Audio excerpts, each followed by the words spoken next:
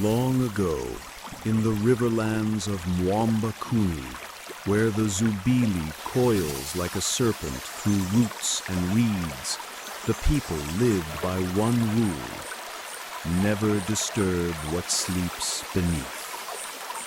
Mwamba Kuni was old, older than its name, older than its people, older even than the red soil under their feet.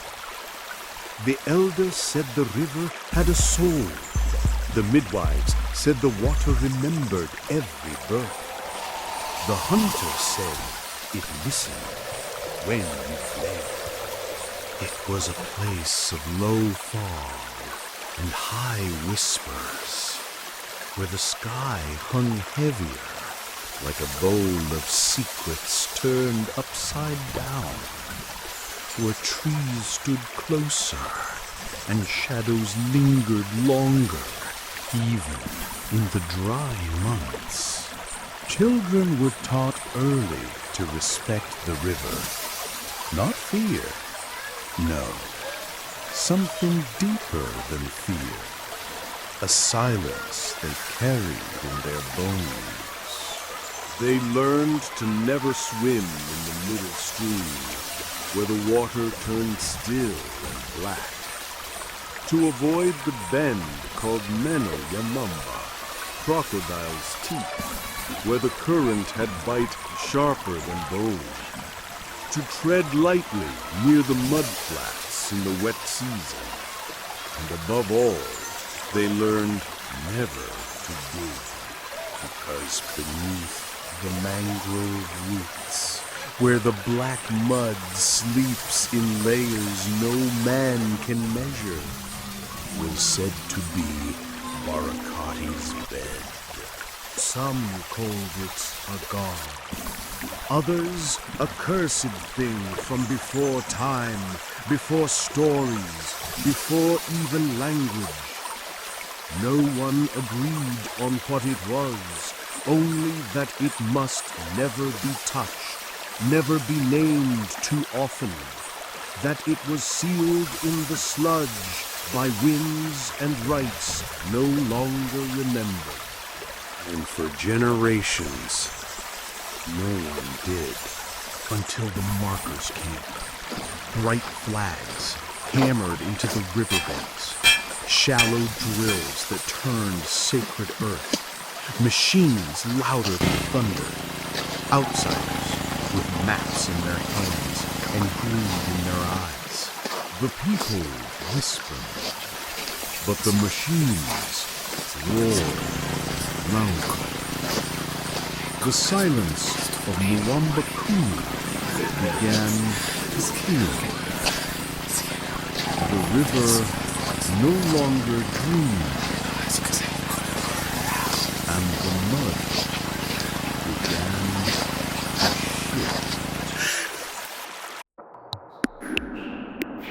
shift.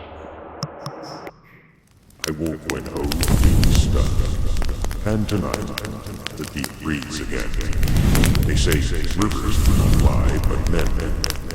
And when men lie to the land marks them.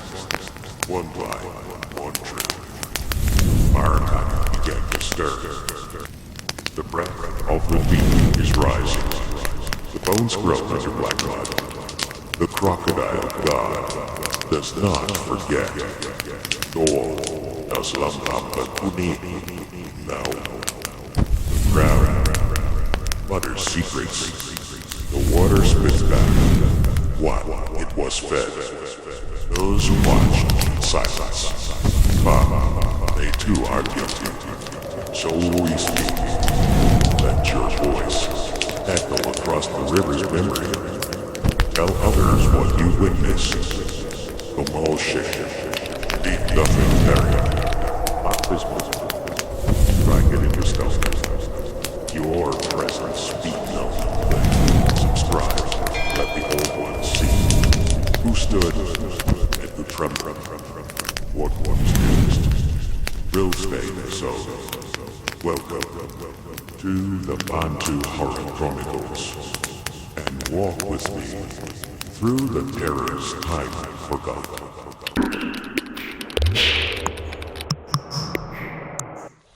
The Zubili River woke slowly in the morning light.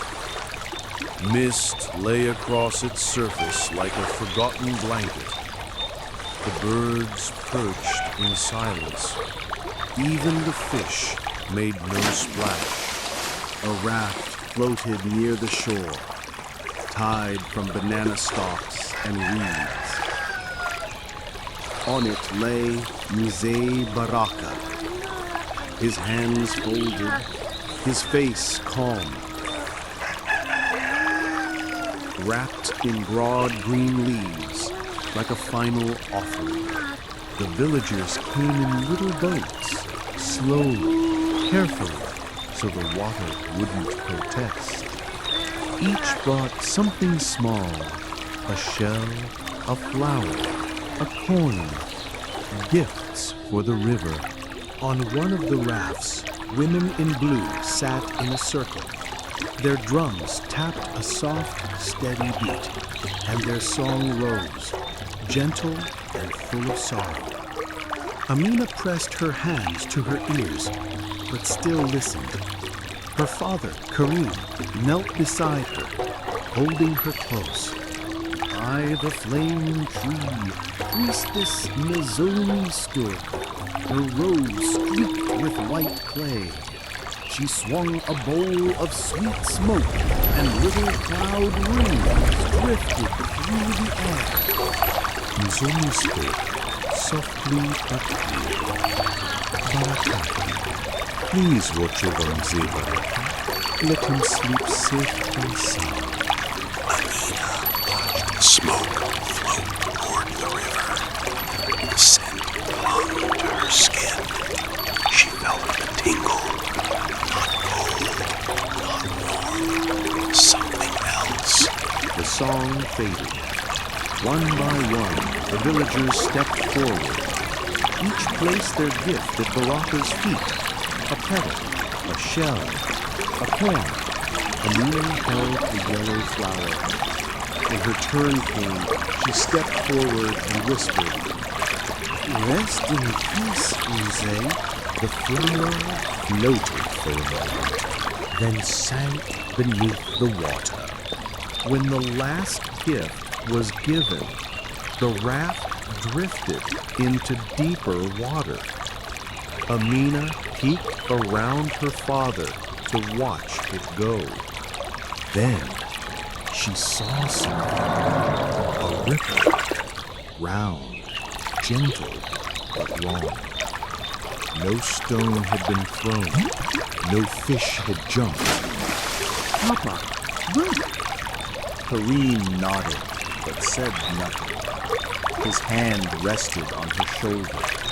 His silence spoke of things he'd seen or feared. He knelt beside her and smiled, kind but worried. Barakati watches all the time, Yana. He is the river's guardian. Amina felt the water lap at her toes. She looked again and saw it. A shadow, smooth and long, too large for any fish. It paused, then moved. Karim noticed. He pulled her gently from the edge. "Come away," he said. And she did. The air turned heavy. The birds still did not sing. The mist drifted closer, like it was listening. Nizami prayed once more. And in the stillness, Amina heard it. A breath, low, deep, rising from the water. Then the river was quiet again. The mist loosened. The sun touched the leaves. It was morning once more. Amina took her father's hand and walked home. But she remembered the gifts, the ripples, and the shape beneath the water. And she did not forget the breath a sound like a promise. That one day, the river might speak again. It was 2 days after Mzee Baraka's burial. The mist still came every morning. The river looked the same, but something felt different. The air was warmer than usual. The birds sang less. Even the frogs, which never stayed quiet, croaked once or twice, then fell silent. Amina sat by the river, legs dangling, tracing lines in the wet soil. Her father, Kareem, mended his torn net, slowly, as if his thoughts were elsewhere. Then came a sound, a high, buzzing whir that split the stillness overhead. Amina looked up and called softly, "Papa?" Kareem replied quietly, "It's a drone." It hovered above the sacred bank, the one no one was supposed to cross. From the village hill, they came yellow vests, strange machines, laughter, maps. Kareem muttered sharply, "They're not supposed to be here." He dropped his net, walked. Amina followed, skipping to keep up. By the elder's tree, the crowd was growing. A white truck with foreign symbols idled at the square's edge. More drones buzzed, like mechanical birds in formation. The man in the vest called out cheerfully, "Good people of Mwambakuni, we bring news of hope. This land may hold treasure beneath. Minerals, maybe oil. The government has given blessing to study it. If something valuable is found, you will benefit first. Schools, clinics, jobs." Murmurs rose like smoke. Hope, doubt, worry. Kareem stepped forward and said, firmly, "That land is sacred. You were warned Barakati's bank is not to be touched. Even we who fish the waters don't step there." Chief Nyan Yaluo replied, dismissively, "Kareem, don't fear the old stories. Times are changing. We must welcome the future." Kareem's tone was steady as he said, "You were paid." The chief stiffened, his smile thinned.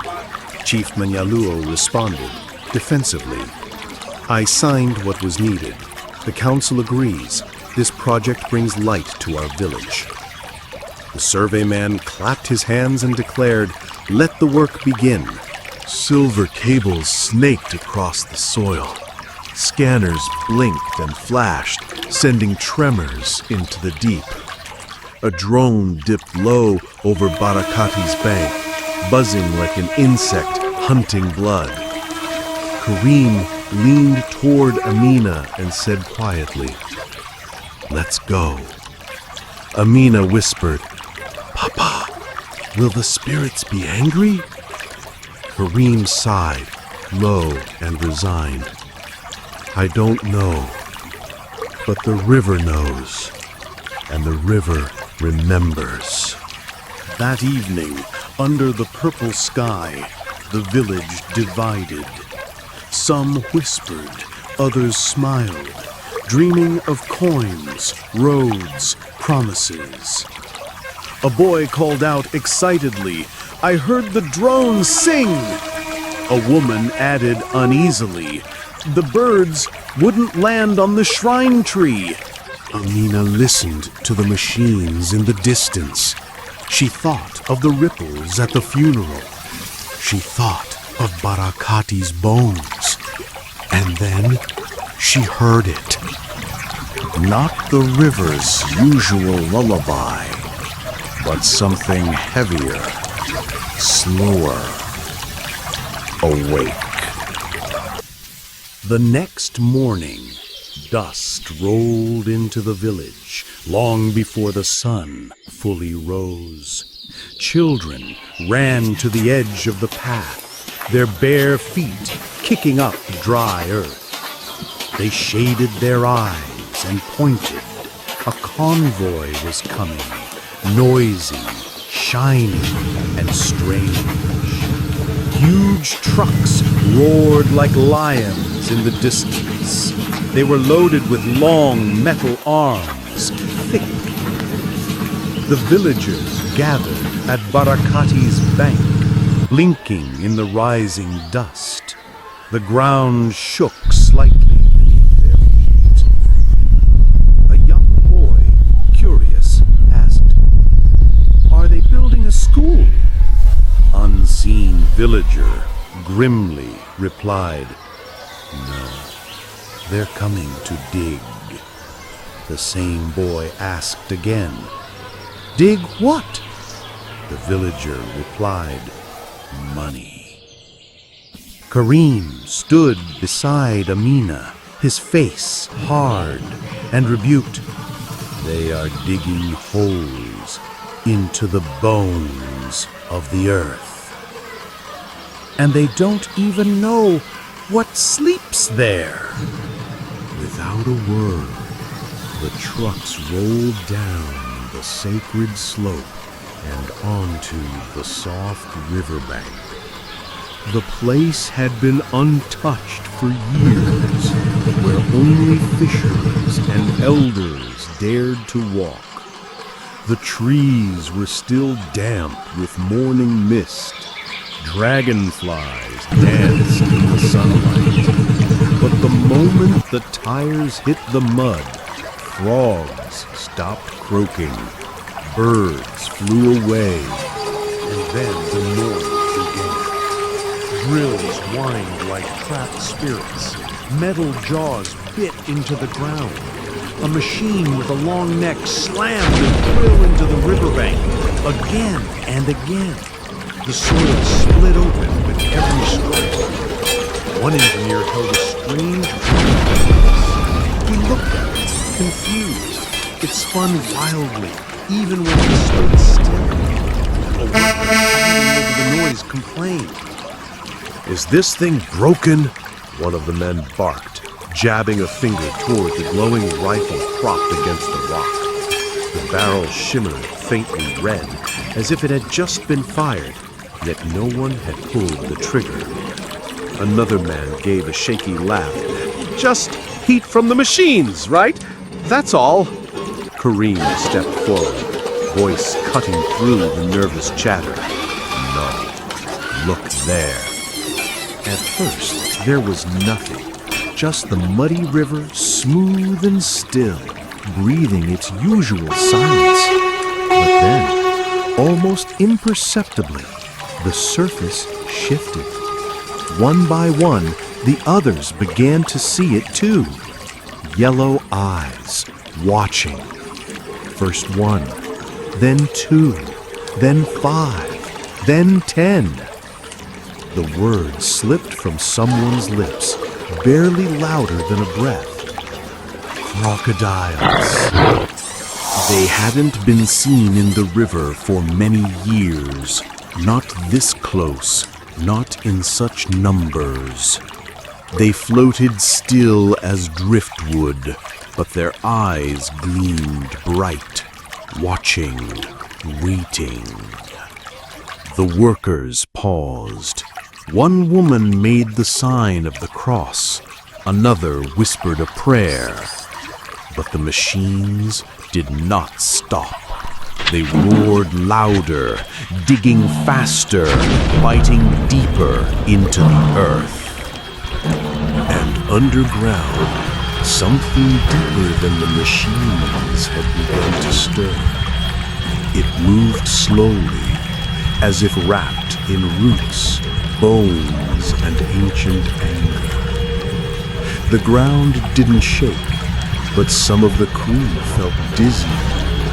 A low hum vibrated in the air, barely heard, but felt in the teeth. Amina clutched her father's hand.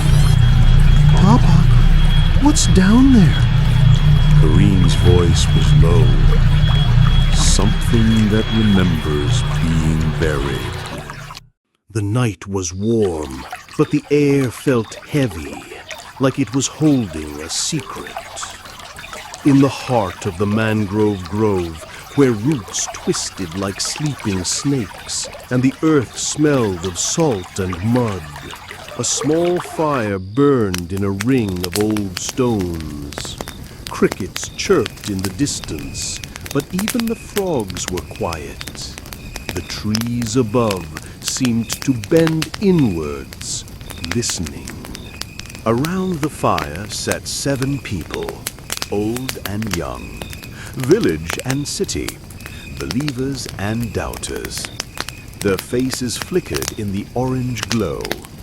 Their shadows danced on the bark like spirits peeking through from an older world. At the center sat Mama Kijaka, her back straight despite her many years. Her voice was rarely heard unless the matter was serious. Beside her sat Chief Minyalo, not so proud now. His shoulders slumped, his gold wristwatch flashing oddly in the firelight, like something that didn't belong. Next to them, Nia, the young shaman, crouched low, her fingers tracing slow symbols in the dirt. Red cloth tied back her dreadlocks. Her lips moved now and then, but her voice stayed silent. She was watching everything, eyes sharp, even in the dark. At the far side sat Mr. Dowdy, the nervous geologist from the city. His white shirt was dirty and crumpled, sweat staining his collar. He held his notebook tight against his chest like it might protect him. His glasses kept sliding down his nose. The 2 junior engineers, Becca and Sammy, sat close together, stealing glances toward the trees. Their boots were muddied, their faces pale. Between them sat Rafiki, the retired schoolteacher, his eyes quiet and deep. He had watched too many seasons change. He had seen this kind of fear before. The fire popped. A mangrove root creaked nearby. A frog croaked once and then fell silent. Mama Kijazi exclaimed, rough and authoritative. We warned them. Barakati's bones were not to be disturbed. Mr. Daoudi stammered, nervous and shaken. I didn't know. They said this was an unused site. My readings, they've gone strange. The compasses keep spinning. My seismograph showed pressure where there should be none. It's not natural.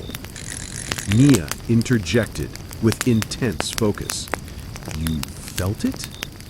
Mr. Daoudi nodded, his voice slowing as realization dawned. It's like something breathing deep below. Chief Nyaluo spoke the first time, his voice steady but laced with forced confidence.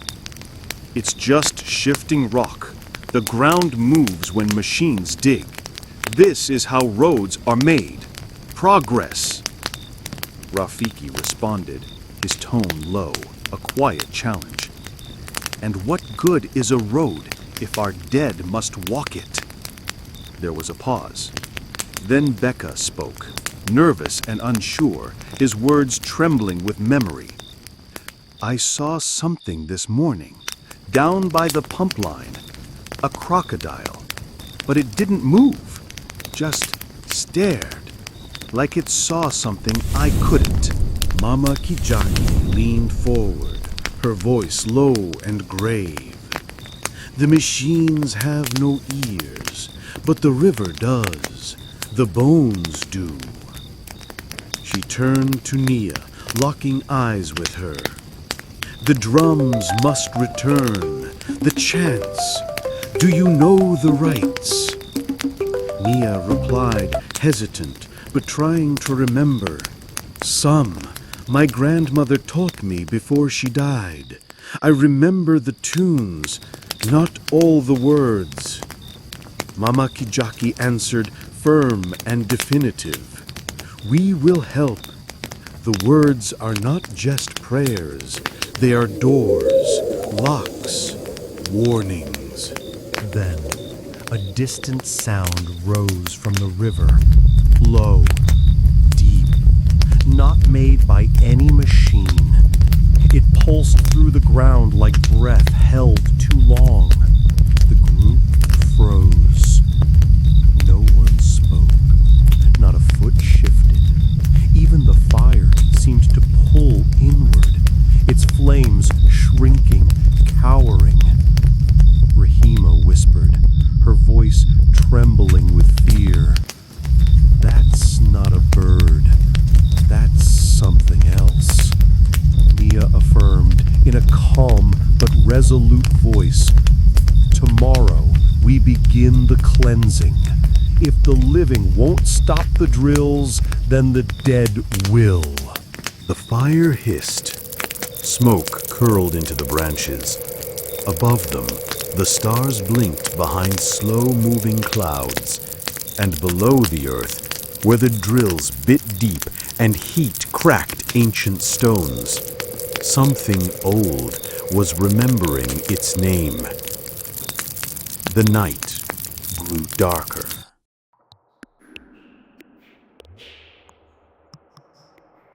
So, Act 1 closes. The living whisper of roads, while the dead stir beneath mangrove roots. Warnings have been spoken, but men still trust the weight of gold over the weight of bones. Remember this night well. Tomorrow, rights will be broken. Slumbers will take the air again. 82 will not come with warnings, but with key. You have walked with me through Act 1. If you dare walk further, then find yourself here. By word, by thought, by claim. Write, share, speak in the comments. Let the circle grow. Remain silent and face the darkness alone. The dramas have only begun. The earth remembers. The river watches. And I will return. But voices demanding, not whispers, but words. Only two echoes, fusing out, orders enough. To call me back through the flood. Speak in the comments. Or be silent. And watch the river take you instead.